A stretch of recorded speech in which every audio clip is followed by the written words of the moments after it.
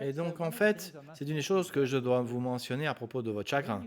Quand vous avez, vous avez beaucoup de chagrin d'une personne qui est morte, en fait, quand je dis ça, c'est que vous n'êtes pas en train d'expérimenter l'émotion du chagrin, mais en fait, vous gardez le chagrin en vous. C'est une grande, grosse projection à d'une personne qui est morte, qui est dans, elle, du coup, elle sera attirée à revenir à vous. En fait, il y a une corde énergétique qui s'établit, que vous pouvez voir dans le monde spirituel, entre vous deux et cette corde qui sort de vous par rapport de ce chagrin. Il est projeté sur la personne vous avez le manque de cette personne, et la plupart des gens, ils ont ça, et ils vont entrer en eux, et donc quand ils vont se réveiller du sommeil, quand après qu'ils sont morts, ils ont un petit moment où ils sont dans le sommeil, et ils vont du coup revenir vers vous, et ils vont essayer de vous convaincre qu'il n'y a pas de chagrin parce qu'ils sont encore en vie.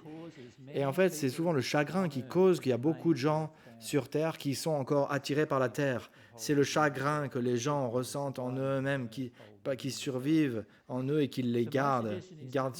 Ma suggestion est de ressentir ce chagrin complètement, au lieu de la projeter à la personne, de savoir qu'elle revienne. À chaque fois que vous vouliez qu'elle revienne ici, vous les empêchez d'avoir leur vie dans le monde spirituel. Ils vont être attirés à vous, à moins qu'ils aient ressenti beaucoup de leurs émotions, et ils auront la tendance de revenir vers vous, d'être attirés par vous. Et du coup, il y a des gens qui n'ont pas vraiment résolu des émotions. Quand ils meurent, ils seront très attirés à revenir vers vous.